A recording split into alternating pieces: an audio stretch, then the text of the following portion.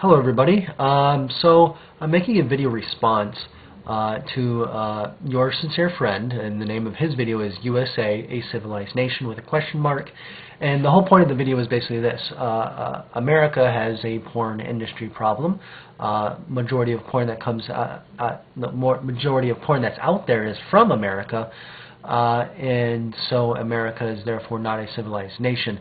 So we should be anti-American because the porn industry exists in America. And that's basically the point of the video.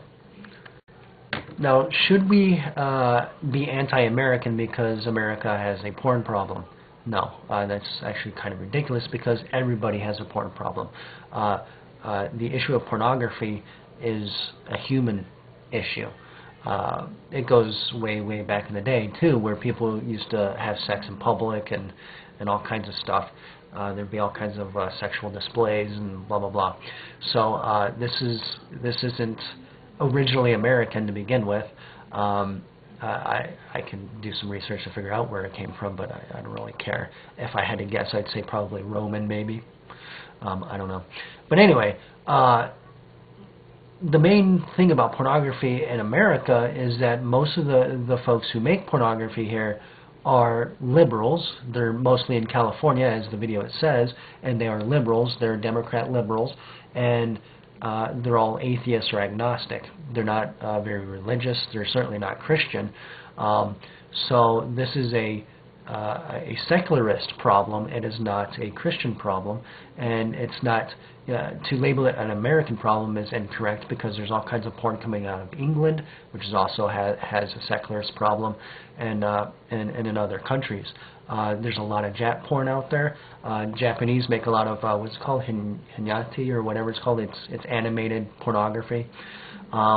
So there's tons of that. Let me tell you. I used to be into that too. So some of it's very disgusting. The stuff that they animate. I mean, like people draw this stuff frame by frame. But anyway, so yeah, so the whole world has a porn problem, not just America. In fact, there's Arabic porn. I can't really label it Islamic porn. However, if you were to Google the words Islam and porn together, you would find out that there are a lot of there is a porn problem in the Islamic religion. So just like there are Christians who do have porn problems, there are pastors with porn addictions, and their lives get destroyed by it. But by and large, pornography is an atheist or agnostic problem. It's a secularist problem. So there's, according to this video, about 40 million Americans who are into porn. Well, there's about 300 million Americans. So that leaves 260 or so that are not into porn. Well, let's say 60 million of them are children. That's 200 million not involved in porn that reject porn. So majority of America is against porn. So should we be anti-American because of American porn? No.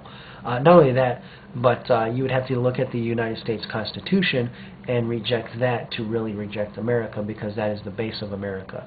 And as long as the United States Constitution stands, American values still stand. And so do Christian values, by the way. So it's just ridiculous. Not only that, but if you're going to point to America, American values, you might want to take a look at abortion. That's a huge problem. 55 million babies slaughtered since 1975 legally in America. And there are a lot of Americans. In fact, if current statistics are correct, over half of America is against this. However, it continues. So there's a growing secular liberal problem in America, and all of these things are coming out of that. The destruction of the education system, socialist medicine is now coming to America, and so much other socialist garbage that the Obama administration is pushing forward. So that's just what's going on in America, but that's no reason to be anti-American. That's reason to fight for American values, that which our U.S. Constitution shows and our founding fathers put forth.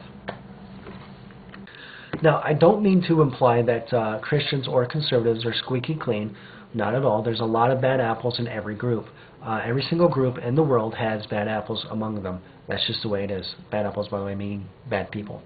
So that's just the way it is. It's human nature prevails wherever it goes. Now, what this video does seem to imply, however, is that Islam is squeaky clean. Islamic nations are squeaky clean. And I've heard it from Muslims before that would say that there's a lot of crime in America, there's a lot of immorality going on in America that's not going on in Islamic nations. Well, Islamic nations are not squeaky clean. There's domestic violence, there's a homeless problem, and so on and so forth. A lot of the same stuff you'll find in America or anywhere else you're going to find in Islamic nations, because human nature prevails wherever it goes. However, let's say, hold on.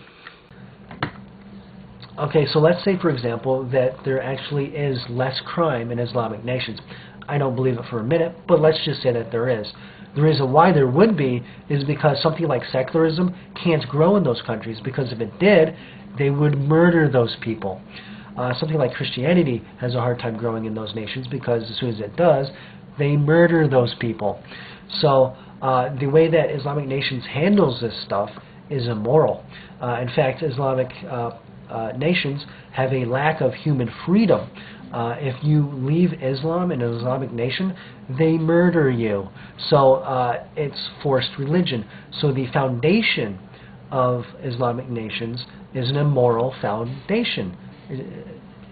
That's just the way it is. At least America has the United States Constitution, and the Constitution is founded on good morality.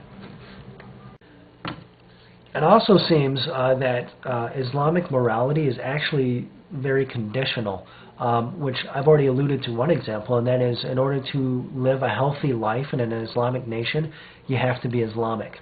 If you're not, it's very unhealthy for you. Another great example is that Islam promotes giving to the poor, and that's awesome, except for one problem. There are some Christians that are not being murdered in Islamic nations, but rather their homes are being burnt down, and they're now homeless. There's a lot of homeless Christians in the Sudan and other areas in Africa and other Islamic territories. Right there is a great example of how Islamic morality is conditional. So that's not actually surprising at all, however, because Allah's morality is completely conditional in the Quran. For example, there's some 22 sayings in the Quran where Allah says, "I do not love," and then He explains who He doesn't love. In the Quran, there's a reoccurring theme going on with Allah and love, and that is that the Islamic conception of God does not love. Allah loved not transgressors. He does not love those given to excess, those who trespass beyond bounds, those who do mischief, those who reject faith, those who do wrong, those who are unbelievers, and it just keeps going and going and going. In the Quran, there's about 22 times it demonstrates that God does not love. So the Islamic conception of God is a God who doesn't love His creation. And in order to receive His love in the Quran, you must first love Him. So His love is completely and purely in every way conditional. That's not a God of perfect love, obviously.